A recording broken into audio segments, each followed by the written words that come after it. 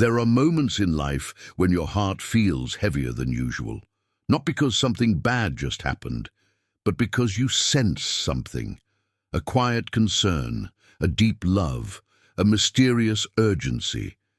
You look at your children or your grandchildren, and suddenly you realize, I don't just want them to be successful. I don't just want them to be happy. I want them to be protected, guided, covered by something greater than me. And that's when the question rises inside your soul. When is the most powerful time to pray for them? Because not all prayers are the same, and not all moments carry the same spiritual weight. Some hours of the day are thin, and others are thick with heaven. There are times when the heart of God feels closer, when the soul is more open, when grace flows more freely. Today, I want to share with you the 3 most powerful times to pray for your children and grandchildren. Not from theory, not from religion alone, but from spiritual wisdom lived and felt. And if you stay with me until the end, you may discover that you've already felt one of these moments without even realizing how sacred it was. But before we go deeper, if this message touches your heart, if you care about your children's souls, their future, their protection, subscribe to this channel, because here we speak to the heart, not just the mind. Now, let's begin with the first sacred time. There is a silence in the early morning that you don't find again all day, before messages, before noise, before problems, before the world starts demanding things from you. And in that silence, God is already waiting. The morning is not just the start of a day, it's the opening of a spiritual door. When you wake up before the rush, before the stress, before the fears, your heart is still soft. Your soul is still quiet, and heaven listens more closely than you think. Praying for your children in the morning is like placing them into God's hands before the world touches them. You are saying, Lord, before school, before work, before temptation, before danger, before confusion, protect them. Morning prayer is not long. It doesn't need perfect words. It only needs a sincere heart. You can whisper, God, go with my son today. God, cover my daughter. God, guide my grandchild's steps. And heaven moves. You may not see it. You may not feel it. But something shifts, because when you pray in the morning, you're not reacting to life. You're preparing for it, and there is power in that. There is a moment in the day when the world finally goes quiet, but your heart does not. The lights are off, the house is silent, your body is tired, but your mind, your soul, your love for your children is wide awake. At night, everything you didn't have time to feel during the day comes back to you. The fears you pushed away, the memories you didn't look at, the questions you avoided, they all return, not to hurt you, but to be heard. You lie down, and suddenly you see their faces. Your son as a little boy running toward you, your daughter as a teenager trying to be strong, your grandchild with that innocent, unprotected smile, and your heart whispers things you never say out loud. Are they okay? Are they safe? Are they being guided the right way? Are they choosing what is good even when I'm not there? Night is when the heart speaks the truth, because during the day we are busy, we are strong, we are functioning, we solve problems, we take care of others, we hold everything together, but at night we are human. At night the armor comes off. At night the masks fall. At night the soul shows itself. And that is exactly why night is one of the most powerful times to pray. Not because you have perfect words, but because your heart is open. Not because you are calm, but because you are honest. At night, you don't pray from the head. You pray from the soul. You don't speak to God as a religious person. You speak as a parent, as a grandparent, as someone who loves so deeply it sometimes hurts. And God listens differently when you pray like that. Because love is a language heaven understands immediately. And concern is born from love. When you pray for your children at night, you're not asking for success. You're asking for protection. You're not asking for comfort. You're asking for guidance. You're not asking for control. You're asking for grace. And grace is strongest where love is deepest. Sometimes you don't even speak. You just lie there. And your heart says, God, please. And that is enough. There are nights when tears fall, not because something bad happened, but because you care so much, because you see how fragile life is, how confusing the world can be, how easily a wrong step can change a future. You feel their struggles, you sense their doubts, you carry their future in your chest, and in that moment, prayer becomes something sacred, not a ritual, not a habit, but a surrender. You're saying, God, I can't be everywhere. I can't protect them from everything. I can't fix every mistake. I can't choose for them. I can't walk every road for them. So I give them to you. And heaven receives them. There is a spiritual truth most people don't talk about. Someone has to stand between your children and what could harm them. Someone has to speak when they are silent. Someone has to ask when they don't know how. Someone has to cover them when they are exposed.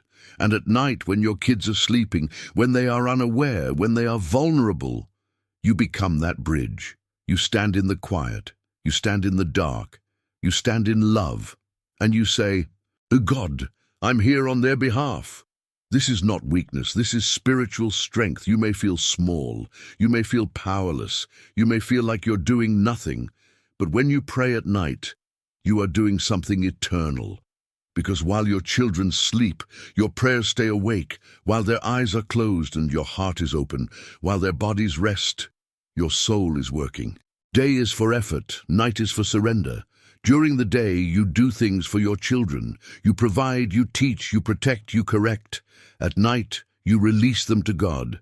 And that is where true peace begins. Because peace is not the absence of fear. Peace is knowing you placed your children in hands greater than yours. Hands that don't sleep. Hands that don't fail. Hands that don't forget. So if tonight, before you sleep, your heart starts thinking about them, don't fight it. Don't distract yourself. Don't numb it. Turn that feeling into a prayer, even if it's just, God, please take care of them. God, stay close to them. God, don't let them walk alone. That simple sentence can move heaven. There is a kind of silence that is not empty. It's not just the absence of noise. It's the presence of something sacred. There are moments when your soul becomes still, not because life is perfect, but because your heart is listening. These moments don't always happen in church. They don't always happen during a formal prayer. They happen in the in-between, when you're alone in your car, when you're washing dishes, when you're sitting on the edge of your bed, when you're looking out a window and suddenly you feel something, a gentle pull, a quiet awareness, a soft sense that God is near. That is one of the most powerful times to pray, because in those moments your soul is open, not distracted, not rushed, not performing, just present. And God doesn't need noise, He needs honesty. We think prayer is talking, but many times prayer is listening. In stillness, your heart stops trying to control everything. You stop rehearsing conversations. You stop worrying about outcomes. You stop defending yourself. And your soul simply says, God, I'm here. That is when heaven leans close, not with thunder, not with fire, but with peace. And in that peace, you can place your children. Not with fear, but with trust. You can say, God, you see what I don't see. You know what I don't know. You can reach where I can't reach. And God understands. Faith is not loud. Faith is calm. Faith is when you stop asking God to explain everything and start trusting Him with everything. When you pray for your children in moments of stillness, you are saying, God, I don't need all the answers. I just need you with them. And that kind of prayer is powerful because it's not built on fear, it's built on surrender. You're no longer begging, you're believing. Still, moments are not accidents, they are invitations. God is saying, Come closer. Bring what's heavy. Bring who you love. So when your heart suddenly thinks about your children, when their names rise in your mind for no reason, that is not random. That is a door opening, and if you step into it with prayer, heaven responds. Peace doesn't come from knowing what will happen. Peace comes from knowing who is with you. And when you pray in stillness, you remember, you're not alone. They're not alone. And that changes everything. If you've stayed with me until this moment, it's because love lives inside you. Not a small love, not a shallow love, but the kind of love that worries, that hopes, that aches, and still believes. You didn't come here by accident. Your heart brought you here. Because when someone truly loves their children and grandchildren, they are always looking for something more. More protection, more guidance, more light for their path. Today you discovered something important. There are moments when heaven feels closer, moments when your prayer carries more weight, more depth, more power. In the morning, when the world hasn't touched them yet. At night, when your heart speaks the truth. In stillness, when your soul is open. These are not just times of the day. They are spiritual doors, and every time you walk through one of those doors with prayer, you place your children and grandchildren into hands greater than yours, hands that see what you cannot see, hands that go where you cannot go, hands that protect in ways you will never fully understand. You may never know how many dangers were avoided, how many wrong turns were softened, how many storms were quieted before they even began. You may never see how many tears never fell, because your prayer stood in the way, but heaven knows, and love knows, because prayer doesn't always change what you can see, but it always changes what you can't see. And the invisible world matters more than we think. There will be days when you feel strong, and days when you feel afraid, days when you trust completely, and days when doubt whispers in your ear. But in all of them, you can always do one thing. You can pray, not perfectly, not poetically, not religiously, but honestly. You can say their names, you can place their faces in your heart, and you can give them to God again and again and again. Because loving someone means never stopping to place them in God's care. Maybe your child is grown now, maybe your grandchild is just beginning life. Maybe you can't be as close as you wish. Maybe distance separates you. But prayer crosses every distance. It enters rooms you can't enter. It touches hearts you can't reach. It walks paths you're not allowed to walk for them. And when you pray, you are never powerless. You are participating in something eternal. So tonight, or tomorrow morning, or in your next quiet moment, don't just think about them. Pray for them. Say, God, take care of what I love. God, go where I cannot go. God, stay where I cannot stay. And trust that heaven listens. Because when a parent or a grandparent prays, generations are changed, not always loudly, not always immediately, but deeply and forever. And if this message spoke to your heart, if you believe in the power of prayer for your family, subscribe to this channel. Here we talk about faith, love, and the invisible strength that protects what matters most. Thank you for being here, and may God bless your children, your grandchildren, and every generation that comes from them.